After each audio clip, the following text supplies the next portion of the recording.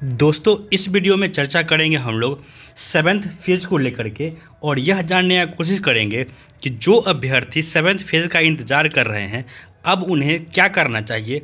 क्या इंतज़ार करते रहना चाहिए या फिर अब इंतज़ार छोड़ देना चाहिए, क्योंकि शिक्षा विभाग का सेवन्थ फेज़ को स्टार्ट करने का और जो STET 19 अभ्यर्थी हैं उनकी बहाली करने का कहीं से कोई मंशा नहीं दिख रहा है, भले वो मेरिट वाले हो या नॉट इन मेरिट वाले हो। कल मैंने एक वीडियो देखा जिसमें मेरिट का नेता, सो कॉल्ड नेता या चंदा चोर नेता कह सकते हैं, दोनों चंदा चोरी है, भले वो मेरिट का हो या नॉट इन मेरिट का हो। ये लोग जानवरों की तरह लड़ते हैं और ये लोग लड़ते इसलिए हैं ताकि जो चंद यूट्यूबर मीडिया चैनल है उनका रोजी रोटी चल सके। ये लोग यूट्यूब वालों का रोजी रोटी चलाते हैं और यूट्यूब वाले इनको फालतू की पब्लिसिटी दे करके इनको चंदा दिलवाते हैं। इन दोनों ही नेताओं को बहाली से कोई मतलब नहीं है, भले वो बहाली STET मेरिट का हो या फिर STET नॉट इन मेरिट का हो। इन लोगों को सिर्फ और सिर्फ लोगों से चंदा ठगने से मतलब है, क्योंकि देखिए सरकार का जो रवैया दिख रहा है उसमें इस साल सेवन्थ फेज हो जाए इसका उम्मीद अब कम ही लग रहा है, क्योंकि जिस तरह से आज शिक्षा विभाग ने जो सिक्स्थ फेज के फोर्थ राउंड के लिए पत्र जारी किया है, मैं आप लोगों को वह पत्र भी दिखाऊंगा। उसके बाद सरकार की मंशा साफ साफ दिख रही है कि हम ना तो सिक्स्थ फेज़ ख़त्म करेंगे ना सेवन्थ फेज़ को लाएंगे। और एक और बहुत ही कटु शब्द मैं जो आप लोग के सामने रखने जा रहा हूं, जिसको सुन के आप लोगों को मुझ पर गुस्सा भी आ सकता है या फिर आप लोगों को मेरी बातें बुरी लग सकती है, वो यह है कि यह जो सरकार है एक पंचवर्षीय योजना में 2 शिक्षक बहाली करवा दे, यानी कि एक पंचवर्षीय में 2 फेज़ का 2 राउंड का शिक्षक बहाली करवा दे, इसकी संभावना बहुत कम दिखती है। तो इस पंचवर्षीय में अगर 6 फेज हो रहा है तो इस हिसाब से मान के चलिए कि सेवन्थ फेज फिर अगले पंचवर्षीय में ही कराने का पूरा कोशिश करेगी यह सरकार। और ऐसे कंडीशन में भी जो चंदा चोर लोग हैं वो ये केन प्रकारेण अभ्यर्थियों को लूटने के लिए अजीब अजीब तरह के पैतरे गढ़ते रहते हैं। सरकार बहाली फंसाती है और कुछ लोगों को अपना दुकान खोलने का मौका मिल जाता है और ये लोग बैठ जाते हैं सड़क पे कि हमें चंदा दे दो, चंदा दे दो, कभी आंदोलन के नाम पे दे दो, कभी केस के नाम पे दे दो। ये अभ्यर्थी नहीं हो गए, खून चूसने का जरिया हो गया। सब मिलके आम गरीब अभ्यर्थियों का खून चूसो और खाओ और खुश रहो।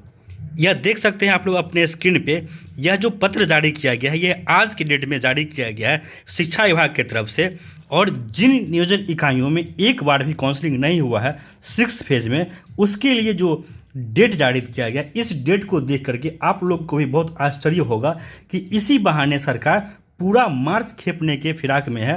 क्योंकि प्रखंड नियोजन इकाई 15 और 16 मार्च को होगा और पंचायत नियोजन इकाई 16 मार्च को होगा, यानी 14, 15 और 16 मार्च को। इसके बाद जिन लोगों का नियोजन होगा उन्हें नियुक्ति पत्र दिया जाएगा। यहाँ पे मैं एक बात कह दूं कि जो सरकार ने 25 फरवरी का डेट दिया है उस पर उन लोगों को तो नियुक्ति पत्र मिल रही है जिनका ऑलरेडी नियोजन हो चुका है। यही कारण है कि जिनका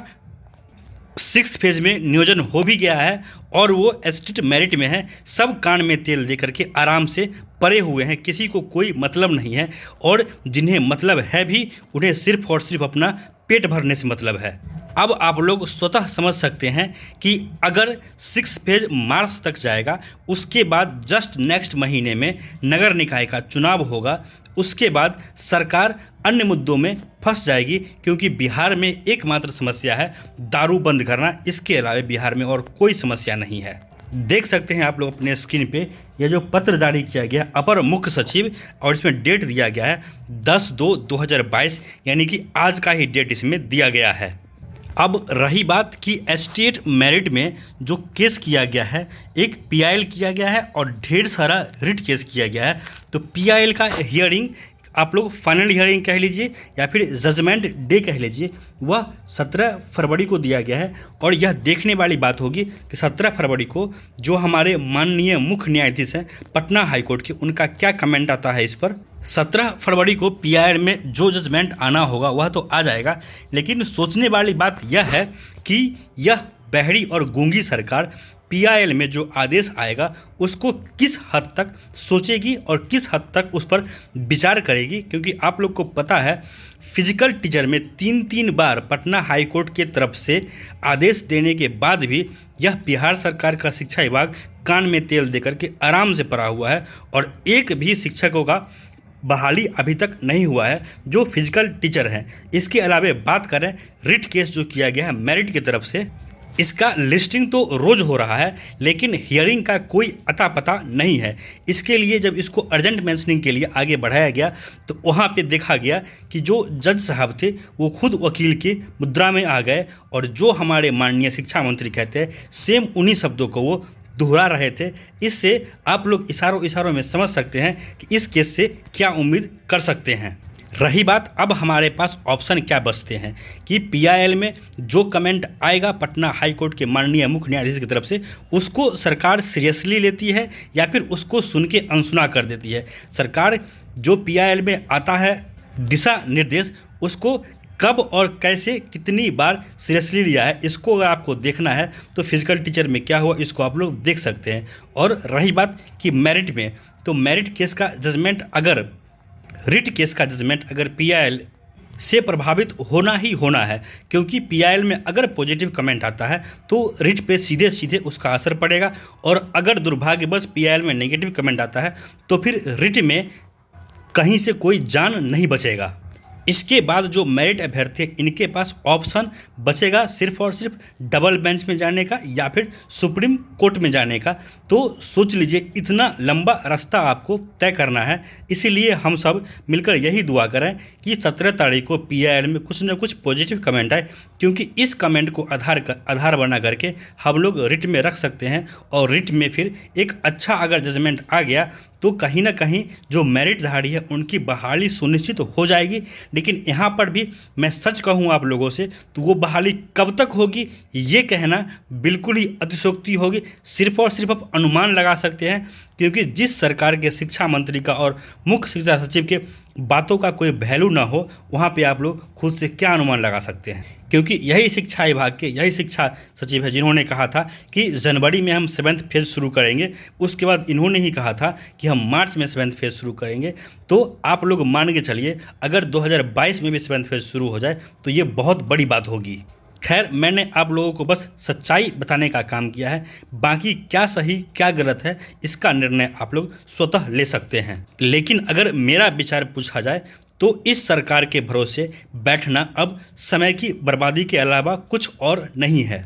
यहाँ पर एक बात और मैं कहना चाहूँगा कि सरकार ने जो मेरिट नॉट मेरिट किया है इसको लेकर के मैं शुरू से कहता आ रहा हूँ कि यह सिर्फ और सिर्फ सरकार की एक चाल थी इस बहाली को रोकने को लेकर के, क्योंकि नॉट इन मेरिट कहीं एग्जिस्ट ही नहीं करता है। जो नॉट इन मेरिट वाले को सरकार ने यह लॉलीपॉप दे दिया है कि हम अब आपको भी बहाली में मौका देंगे, तो आपको नॉट इन मेरिट वालों को बहाली में मौका देने की बात सरकार ने सिर्फ और सिर्फ इसलिए कही है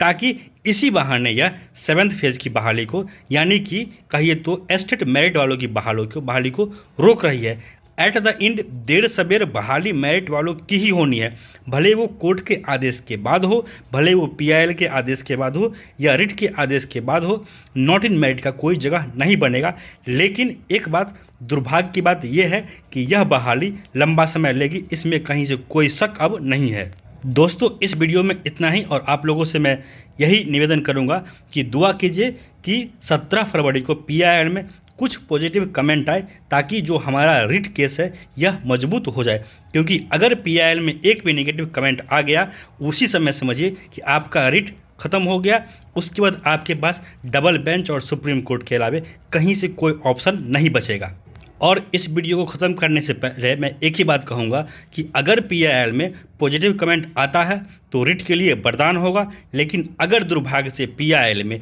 नेगेटिव कमेंट आ गया तो वो एक तरह से मेरिट वालों के लिए सुसाइड से कम नहीं होगा। धन्यवाद।